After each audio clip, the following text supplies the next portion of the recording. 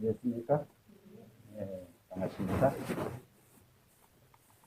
오늘 다니엘 2장을 하겠습니다. 다니엘 2장요. 우선 1절만 보겠습니다. 다니엘 2장 1절. 느부갓네살이 다스린 지 2년이 되는 해에 느부갓네살이 꿈을 꾸고 그로 말미암아 마음이 번민하여 잠을 이루지 못한지라.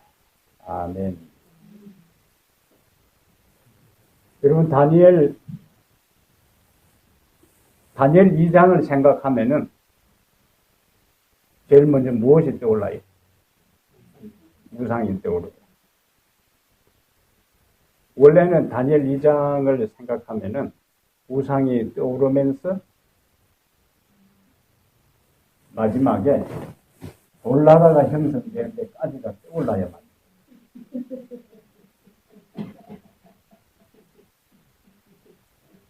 다니엘 7장 하면은 작은 뿔이 떠오르는 게 아니고 하나님의 백성들의 최후의 승리가 떠올라요. 계시록 13장 하면은 짐승의 표가 아니고 그게 하나님의 승리, 그리스도. 그래서 우리가 중요한 것을 놓칠 때가 많이 있습니다.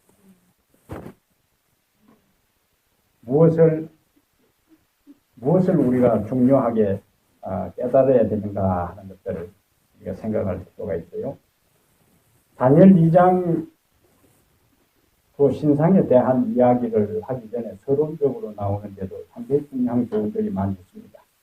다니엘 2장 전체 주제는 두 가지로 볼 수 있는데, 하나는 역사를 주장하시는 하나님.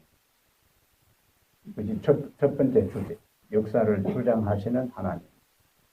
두 번째는 하나님의 영원한 나라. 그것이 다니엘 2장에서 핵심적으로 강조하는 주제가 됩니다. 역사를 주장하시는 하나님과 하나님의 영원한 나라, 하나님의 영원한 왕국에 대한 이야기가 다니엘 2장의 주제. 세상에 확실한 것이 없는데 세상의 모든 것은 불확실하다 하는 것이 가장 확실한 것이다. 세상의 모든 것은 불확실하다 하는 것이 가장 확실하다. 개인의 미래와 또 인류의 미래, 이 지구 역사의 미래에 대해서 불확실하게 그지없어요. 불확실할 때 사람들은 불안을 느끼고 두려워합니다.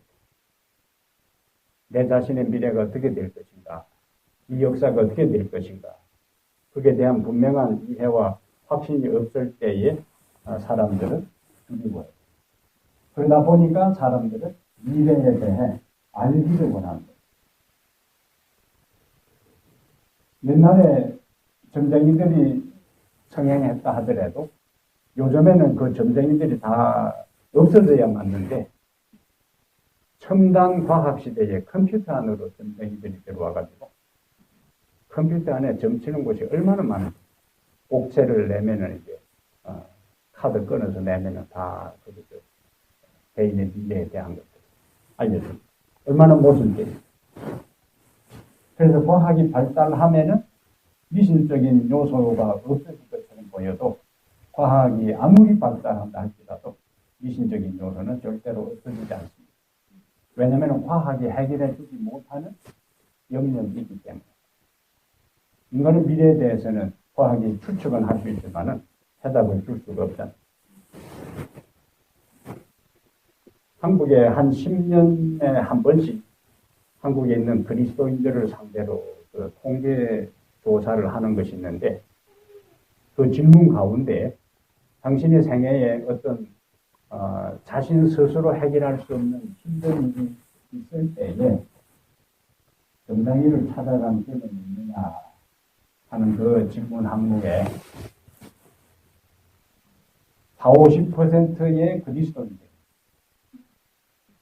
내가 기도해도 안 될 경우에는 이제 막판에 어디가 점이라도 쳐봐야 되겠다 하고 점쟁이를 찾아간 경험이 있다 하는 게 50%. 그것이 오늘날 그리스도인들의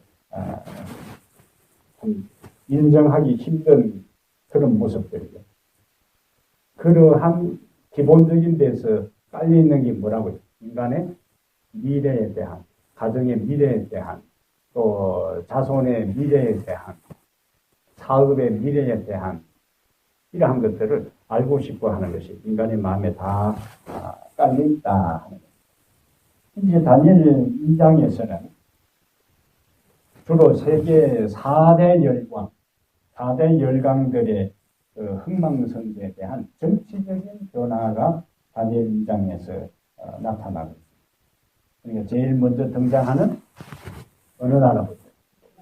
바벨론부터 예수님의 재림 때까지 세상 역사가 이제 등장하는데, 제일 마지막에 등장하는 돌나라, 우리는 뒷부분에 가서 이제 자세하게 돌나라를 좀 살피겠습니다.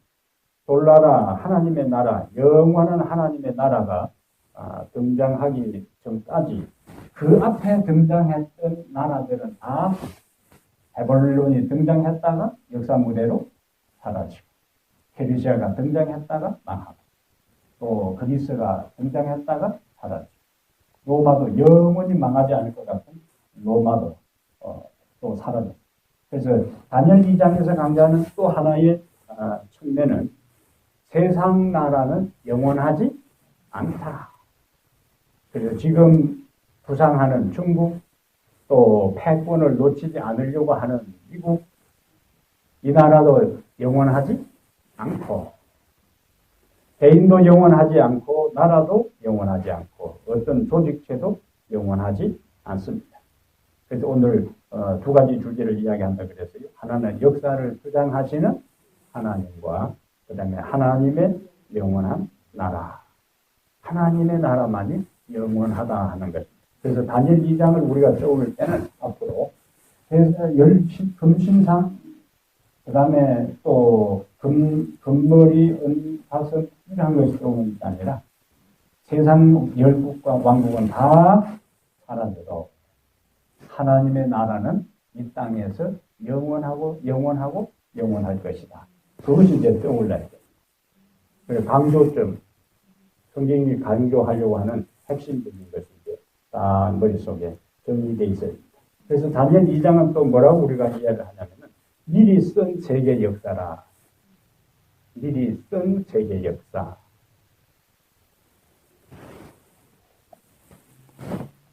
그래서 하나님만이 세상의 미래를 아시고, 하나님의 나라만이 영원하시고, 하나님이 이 세상에 등장했다가 사라지는 모든 열국들을 하나님이 주권적으로 주도하신다.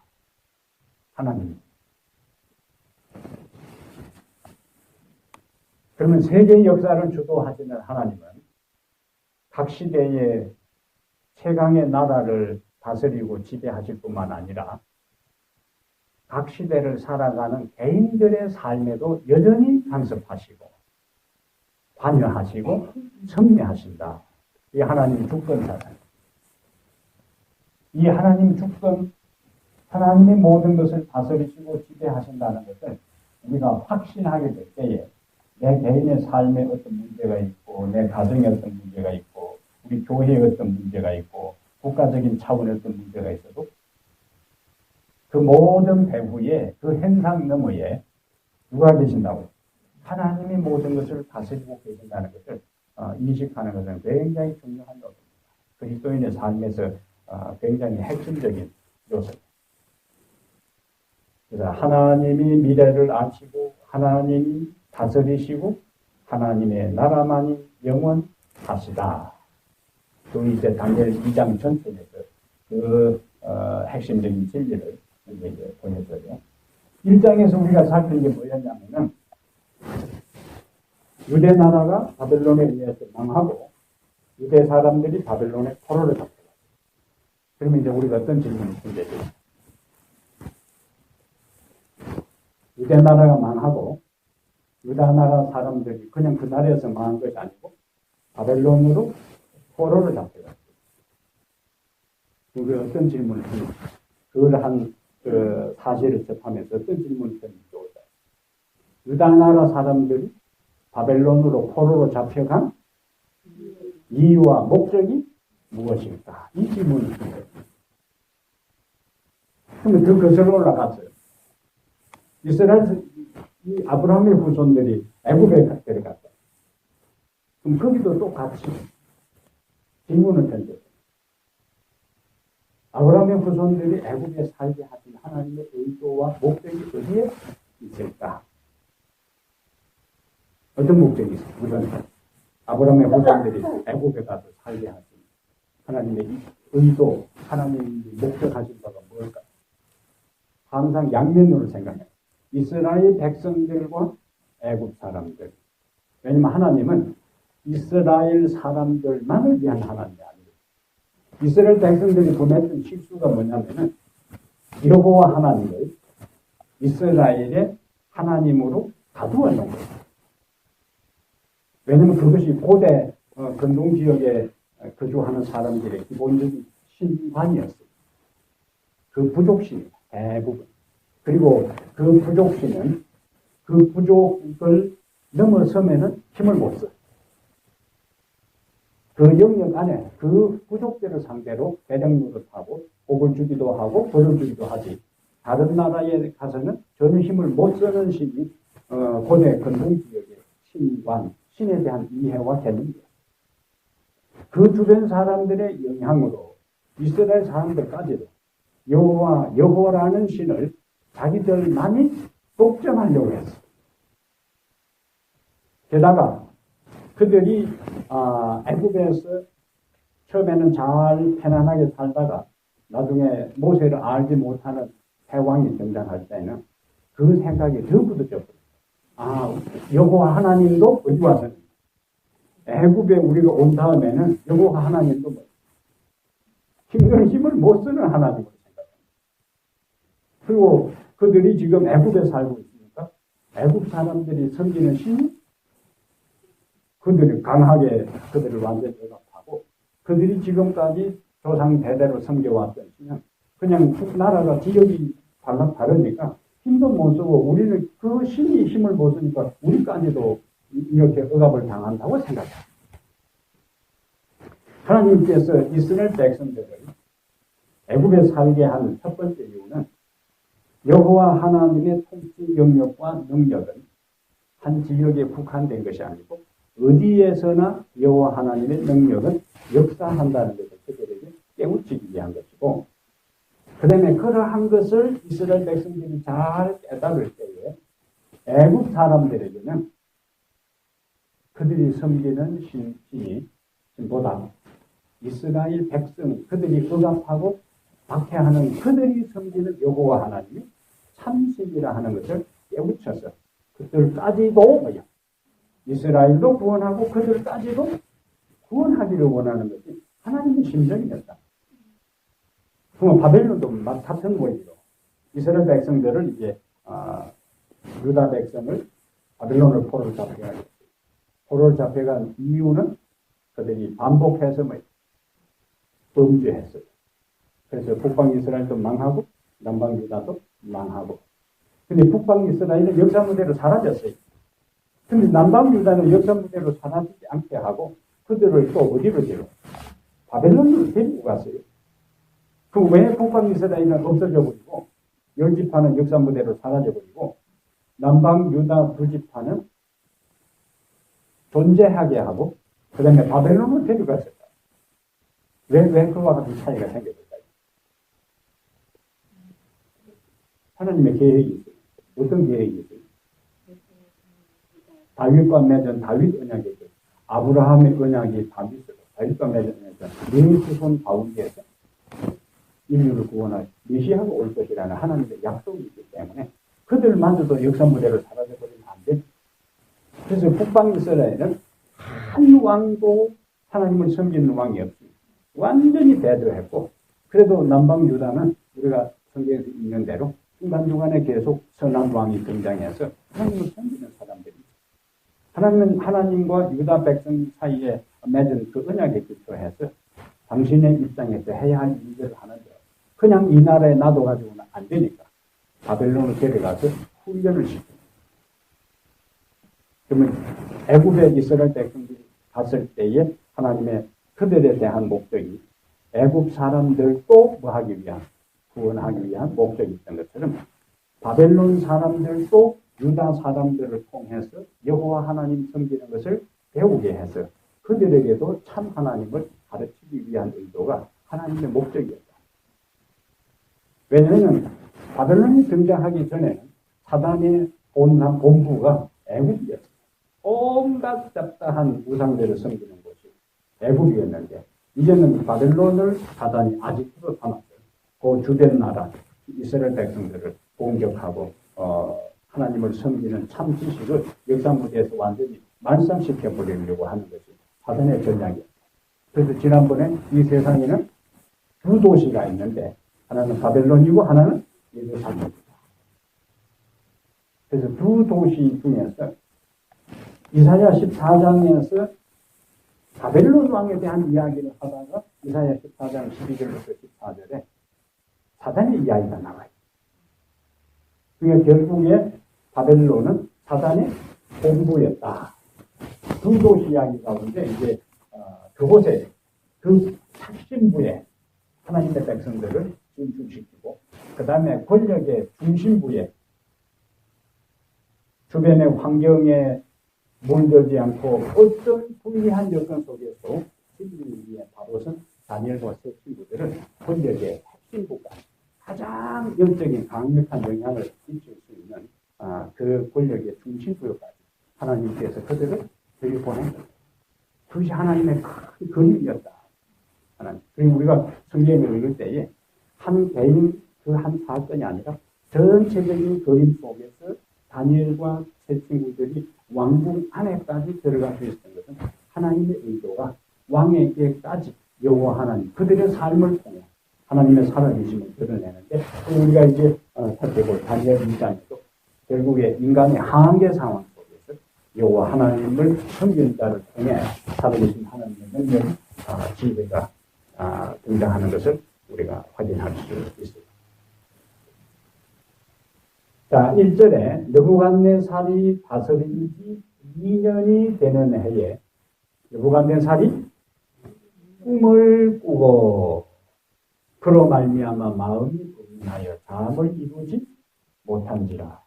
근데 1장 1절에는요. 근데 2장 1절하고 1장 1절이 서로 비교되는데 유다왕 1장 1절에 유다왕 여호야긴이 다스린 지 3년이 되는 해에 바벨론 왕 느부갓네살이 예루살렘에 이르러 성을 에워쌌더니 여기는 배후에 사단이 이제 하나님의 백성을 완전히 진멸하려고 시도하는 것이고 다니엘 2장 1절은 하나님의 반격입니다. 하나님의 반격. 하나님의 반격. 사단은 느부갓네살 바벨론 군대를 통해서 하나님의 백성들을 에워쌌고 그리고 포로로 잡혀갔어요. 그러니까 사단은 항상 자기 편에서는 자기 나름대로 열심히 합니다. 그리고 외행적으로는 하나님의 백성들이 혼에 몰려요. 망할 것처럼 보여요. 그런데 항상 하나님의 밀수 앞서는 사단은 이스라엘 백성들이 배도했을 때에 멸망시켜버리고 그리고 바벨론에 데리고 포로로 잡아가서 완전히 그들의 정신을 바벨론화하려고 했지만 하나님은 오히려 그 기회를 통해서 바벨론에 있는 사람들에게 하나님을 드러낼 수 있는 기회를 삼으셨다. 그러나 모두가 그 역할을 하는 것이 아니고 동화되고 다 배도의 길을 간다 할지라도 그러한 세속적인 가치관, 세상적인 가치관에 물들지 않는 사람들을 통해 당신의 뜻을 이루어 가는데 2장 1절은 하나님의 반격이 이전에는 군사를 통해서 하나님의 백성들을 포위했는데 이제는 꿈을 통해서 하나님께서 바벨론 왕을 꼼짝없이 포위망을 좁혀가는 것을 여기서 볼 수가 있어요. 그럼 이것은 꿈을 통해서 왕의 마음을 정신세계를 완전히 점령하고 사로잡는 모습. 군인은 외적이 쳐들어오면은 성벽을 쌓든지 군인들을 세워서 막고 보호할 수가 있는데 현대의 첨단 과학으로도 꿈을 막을 수 있는 방법은 아직도 나오질 않습니다. 꿈을 안 꿀 수도 없고 다른 사람 꿈꾸는 것을 막을 수도 없고 이것은 뭐 인간이 손을 댈 수 없는 일입니다. 외적이 쳐들어오는 것은 군인들을 훈련시키고 방어막을 철저히 하면 가능하지만 꿈을 꾸는 것은 아무도 막을 수가 없다. 그래서 바벨론 부사들은 하나님의 백성을 점령하고 성소를 불태우고 예루살렘을 황폐시키기 위해서 엄청난 군사력을 다 동원해서 힘들게 했지만 하나님은 가장 간단한 방법으로 그냥 꿈속에 나타나서 왕을 완전히 장악한다. 그리고는 그 결과로 하나님을 높이는 일들을 볼 수가 있어요. 그래서 우리는 다니엘 2장의 첫 구절에서 하나님이 인간은 몇 가지 방법밖에 생각을 못하지만 하나님은 생각지도 못한 너무나 평범하고 너무나 단순하고 너무나 간단한 방법으로 당신의 영광과 능력을 드러낼 수 있는 분이시다 하는 것이 1절에서 강조하는 메시지. 네? 복잡하지도 않잖아요. 그래서 우리는 끊임없이 하나님의 능력을 제한하지 말아야죠. 인간이 생각하고 인간이 공부하고 연구하고 경험했던 그 몇 가지 방법으로 안 된다고 내가 생각해 보니까 내 경험으로 보니까 안 되는 걸 봐서 하나님도 어쩔 수 없겠다는 게 아니라 나는 안 되고 나는 더 이상 어떤 방법을 생각해낼 수 없고 하나님은 너무나 단순하고 너무나 간단하고 평범한 방법으로 우리가 그렇게 힘들게 생각했던 그렇게 어렵게 여겼던 그 문제를 너무나 간단한 방법으로 할 수 있는 능력의 하나님이시다. 이게 다니엘 2장 1절에서 우리에게 보여줍니다. 하나님은 당신의 목적을 성취할 수 있는 수많은 방법을 가지고 있다. 그리고 다니엘 2장에서요. 사단이 주도하는 바벨론 종교의 한계, 그 다음에 인간 지혜의 유한함, 바벨론 종교의 한계와 인간 지혜의 유한함과 거짓 종교의 어리석음을 다니엘 2장을 통해서 드러냅니다. 그 권력의 핵심부에서 바빌론 거짓 종교의 어리석음과 인간 지혜의 유한함을 깨닫게 해서 참 하나님과 그 다음에 그분을 섬기고 믿어야 할 필요성을 제시합니다. 그럼 여기서 우리가 그럼 참 하나님의 특징을 성경에서 몇 가지 나오는데 우선 두 가지만. 지난번 우리가 우상 참 신과 거짓 신을 구별짓는 첫 번째 요소가 뭐라고요? 창조주냐 아니냐. 어느 성경께서 창세기. 네. 참신과 거짓신을 구별짓는 첫 번째 요소는 창조주냐 아니냐. 그리고 창조주가 아닌 대상을 신으로 숭배하는 것을 우상이라 그래요. 그래서 에레미야 10장. 두 가지. 우리가 다니엘서를 생각하면 다니엘서는 그 우상 이야기 수십 번 들은 이야기 아이가 그렇게 할 게 아니라 그 이야기 들어가기 서론적인 내용들, 상당히 중요한 내용들이 많이 있습니다. 에레미야 10장 11절에 에레미야서와 이사야서의 그 하나님됨을 창조주와 연관해서 많이 강조를 하고 있어요. 에레미야 10장 10절에 앞에 8절 9절에는 우상에 대한 이야기를 해놓고 10절에 뭐라고 했어요? 오직 여호와는 참 하나님이시요 살아계신 하나님이시요 영원한 왕이시라. 세 가지 이야기했어요. 오직 여호와는 참 하나님이시요 살아계신 하나님이시요 영원한 왕이치라.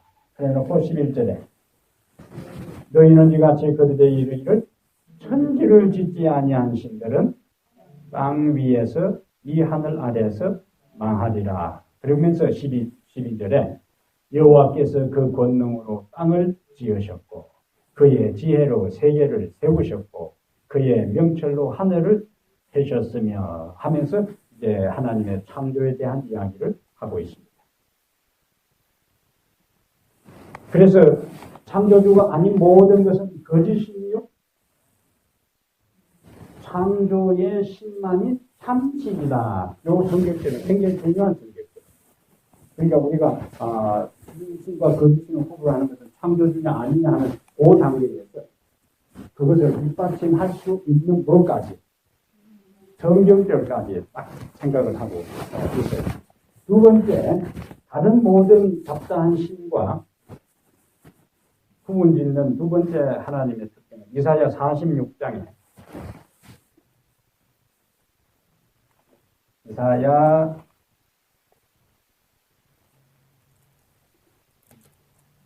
46장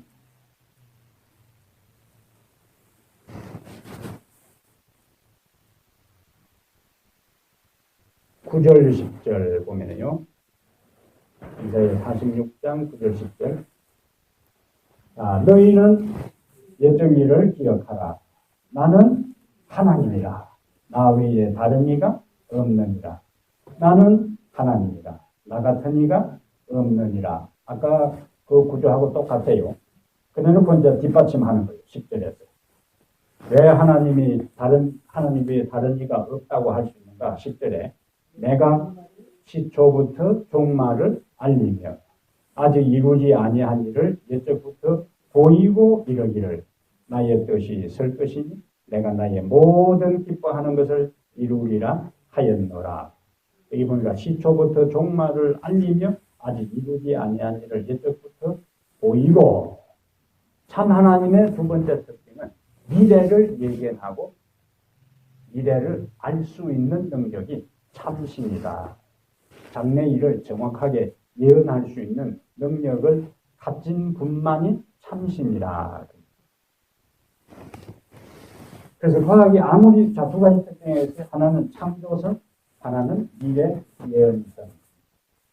과학이 아무리 발달해도 인공지능이 요즘 상상할 수 없는 형태로 이제 인공지능이 발전하고 있는데 앞으로는 이제 그것이 더 발전해가지고 그 인공지능으로 만든 것들이 인간을 지배할 날이 온다. 굉장히 지금 두려움을 느끼는 시대에 삽니다. 상상할 수 없는 일들을 인공지능 제품들이 하고 물건들이 또 기계들이 하고 있어요. 그런데 못하는 것이 깨미 한 마리도 만들어내지를 못해요. 그 조그마한 그 생명은 인간이 아무리 지금까지 그 엄청난 과학의 발전을 이루어도 생명은 하나 창조하지를 못합니다. 하나님께 속한 고유 권한 창조선. 다니엘 2장하고 11장은 다니엘 2장, 11장은 다니엘 2장은 세계 역사를 망원경 형태로 봅니다. 큰 줄기로 봅니다. 다니엘 11장에 가면 세세하게 나와요. 왕들이 나오고 그들의 특징이 나오고 일어난 사건들이 다니엘 11장에 나와요. 그래서 다니엘서에서는 망원경 방식으로 역사를 보고 행위된 방식으로 역사를 보면서 그 배후에 하나님이 이 모든 것을 주도하신다 하는 참 하나님의 특징을 보여주고 있습니다.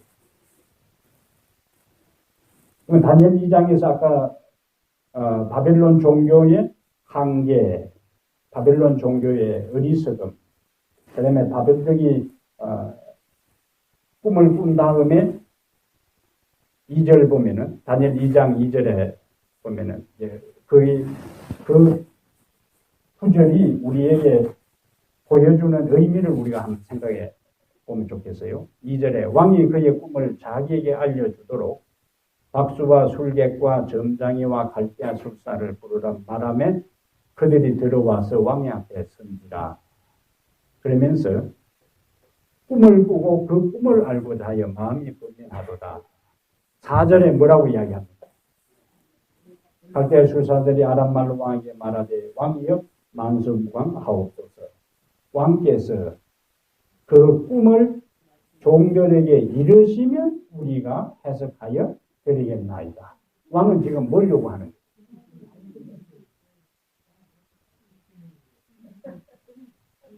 꿈을 이야기하라는데 꿈을 이야기해 주면 해석하겠습니다. 이 흐름이 지금 미래에 속한 그 모든 것에 대해서 하나님의 고유 영향이에요.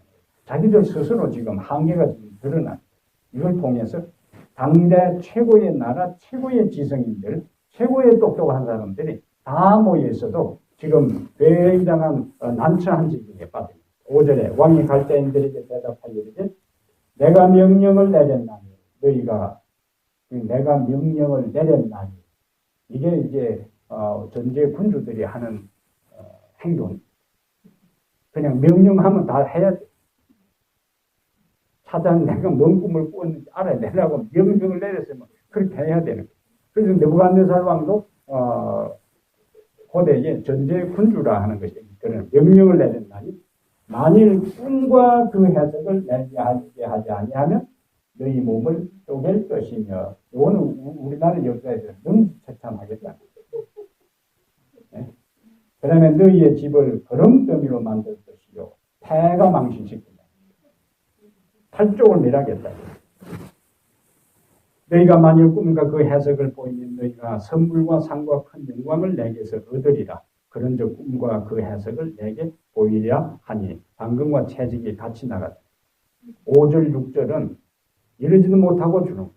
해석 안 하면 죽는 거고 해석하면 선물과 상금을 받을 수 있지만은 그렇게 할 수도 없고 그러면서 이제 그들 입에서 당대 바벨론 최고의 그 보좌관들 지성인들이 왕에게 이야기를 합니다. 그들이 대답하여 이르되 원하건대 왕은 꿈을 종들에게 이루어서서 이제 일 되면 왕이 이제 살살 어떻게 됩니까? 이제 후회가 나는 거죠. 네? 지금 왕은 명령해서 꿈을 알아내라고 하는데 꿈을 자꾸 이야기해달라고. 꿈을 종들에게 이루어서서 그리 하시면 우리가 해석은 해드리겠습니다. 8절에 왕이 대답하여 이르되 내가 분명히 아노라. 너희가 나의 명령이 내렸음을 보았으므로 시간을 지연하려 함이로다. 너희가 만일 꿈을 내게 알게 하지 아니하면 너희를 처치할 법이 오직 하나이니 이는 너희가 거짓말과 망령된 말을 내 앞에서 꾸며 말하여 때가 변하기를 기다리려 합니다. 이제 그 꿈을 내게 알게 하라. 계속 세 번째 이제 나오는 거죠. 그 꿈을 내게 알게 하라. 그리하면 너희가 그 해석도 보일 줄을 내가 알리라. 왕이라고 이렇게 하면 안 되는 거예요. 제가 꿈을 제가 잊어버려 놓고는 불러다가 내가 꿈 알아내라고 이렇게 하니 어떻게 하겠어요? 여기도요.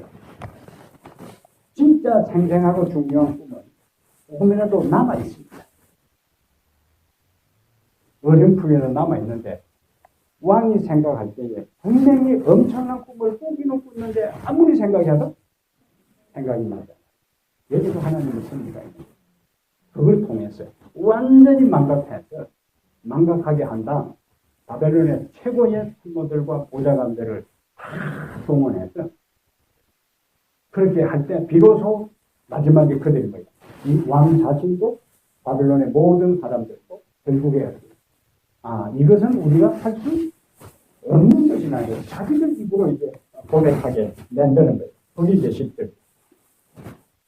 갈대인들이 왕 앞에 대답하기를 세상에는 왕의 그 일을 보일 자가 한 사람도 없으므로 어떤 크고 권력 있는 왕이라도 이런 것으로 박수에게나 술객에게나 갈대는 물은 자가 없었나이다. 이 신하들도 이거는 뭐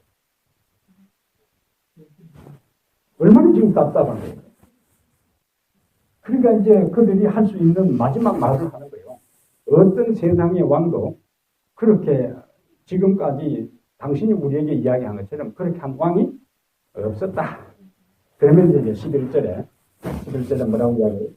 왕께서 물으신 것은 어려운 일이라 육체와 함께 살지 아니하는 신들 외에는 왕 앞에 그것을 보일 자가 없나이다. 그러니까 11절에 자기들의 한계와 무력감을 고백해놓고 어떤 한 신, 그 신은 알 수 있지 않겠느냐. 그래서 자기들의 종교, 자기들의 신, 자기들의 학문 이거 가지고는 안 되고 육체와 함께 살지 아니하는 신들 외에는 왕 앞에 그것을 보일 자가 없다. 왕이 꿈을 꾼 것 자체가 자 느부갓네살이 전쟁터에 있을 때에 그의 아버지 나보콜라스라는 왕이 죽었어요. 그래서 전선에서 곧 급거 귀국해서 왕권을 이어받았어요. 왕이 됐으니까 어떻게 했어요? 이제는 이 나라가 자기 거고 앞으로 이 나라가 얼마만큼 내가 왕으로 타고 얼마만큼 이 나라가 통솔할 것인가 여러 가지 생각을 했을 거 아니에요. 그런 생각을 하고 잠이 들었는데 엄청난 꿈을 이제 꾼 거예요. 그래서 하나님은 그 한 바벨론 나라의 미래뿐만 아니라 세계 역사의 훗날에 이어까지 된 미래에 대한 것들을 이제 보여주었는데 그걸 참 재촉한다고 될 게 아니다.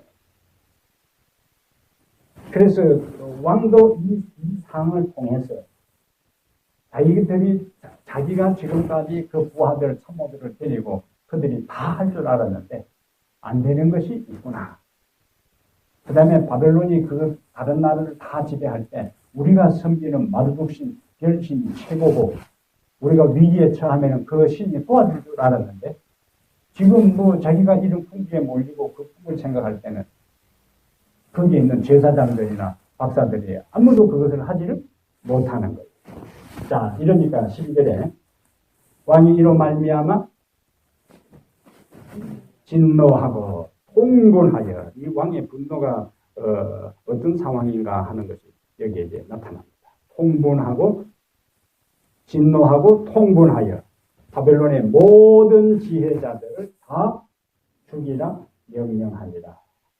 여기에도 이제 그냥 여기는 바벨론 모든 지혜자들을 다 죽이라 명령하니라.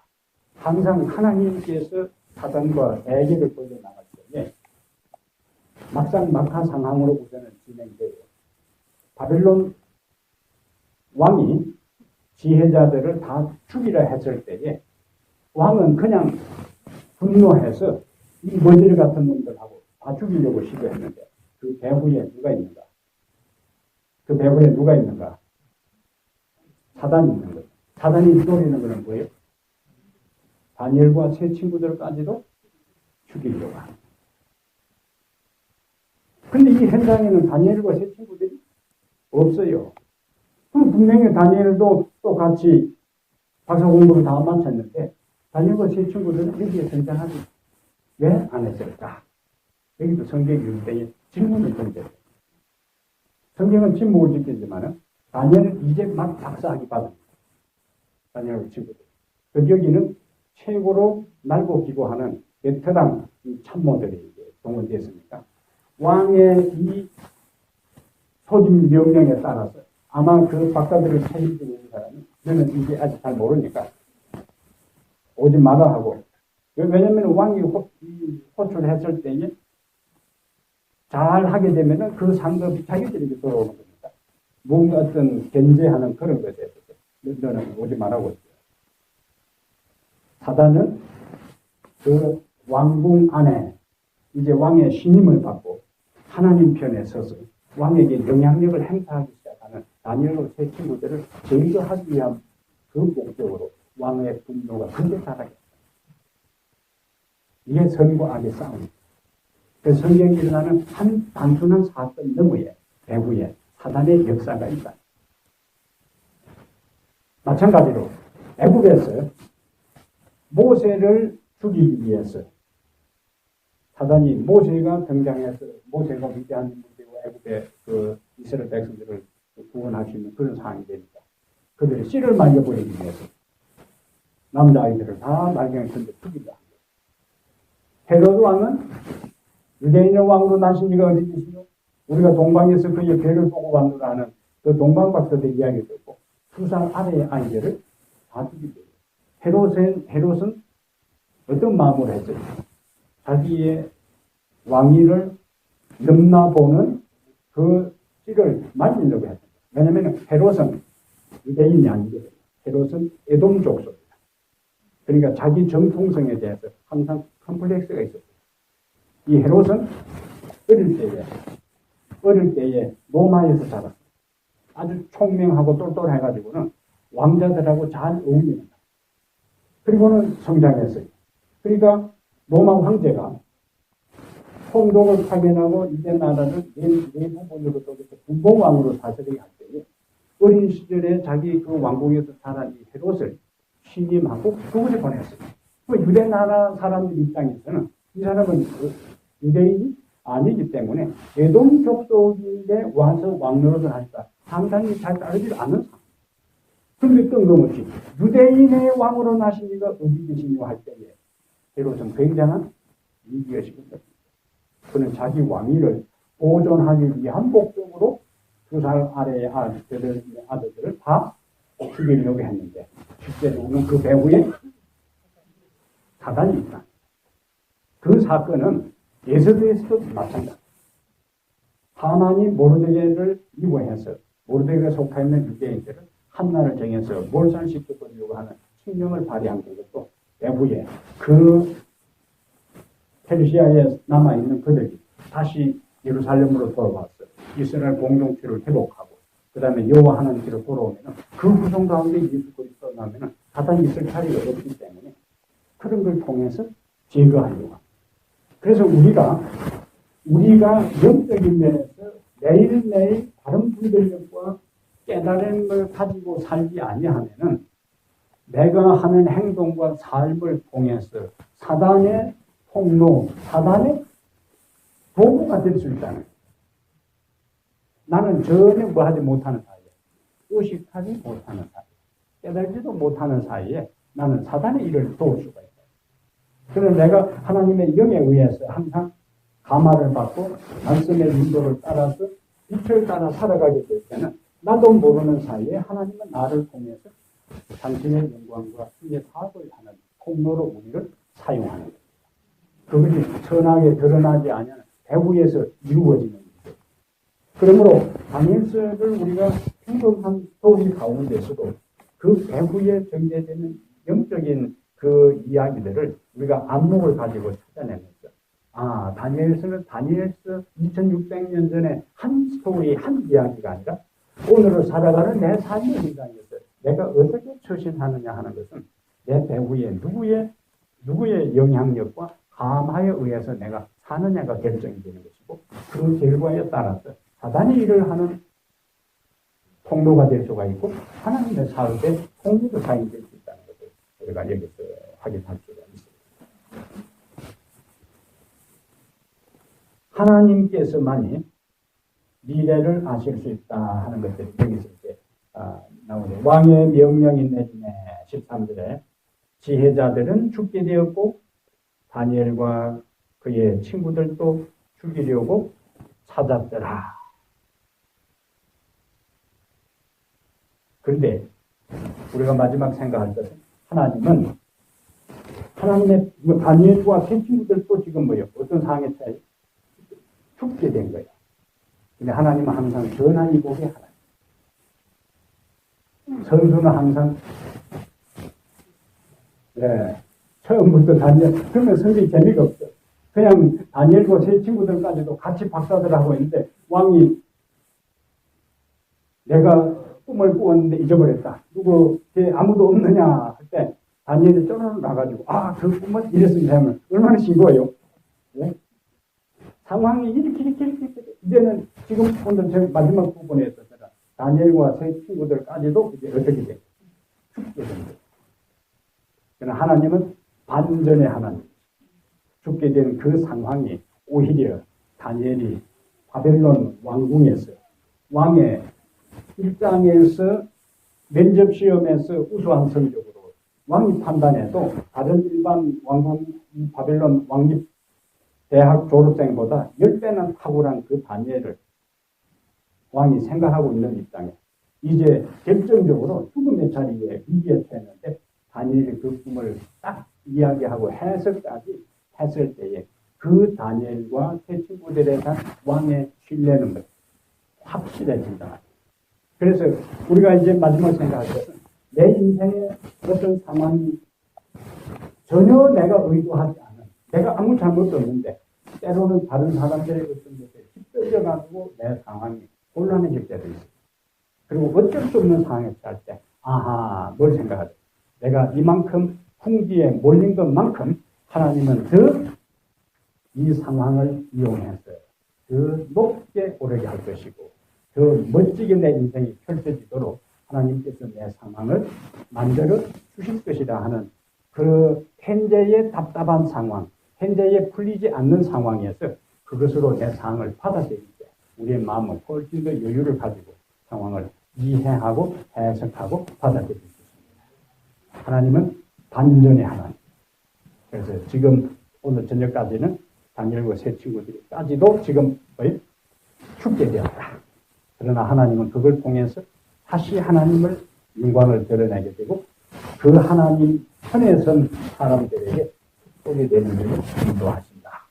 그래서 내 인생에 어떤 상황들이 힘들고 꼬이고 풀리지 않을지라도 꼬이고 풀리지 않는 이 상황이 오히려 그 하나님을 높이고 내 삶에 축복이 되는 것으로 하나님께서 바꾸어 주실 것이라는 긍정적인 믿음으로 내 삶을 받아들일 때 우리의 삶이 훨씬 더 그 스트레스에서 벗어나게 되고 이루어진 일로 인하여 하나님께 영광이 되고 그리고 이 모든 것은 내가 한 것이 아니라 하나님께서 이루셨다 단정할 수 있습니다. 우리가 이제 다음 시간에 다니엘이 어떻게 그 위기를 어떤 단계를 통해서 해석하고 하나님의 높임을 받고 영광을 받으시는지 그 장면을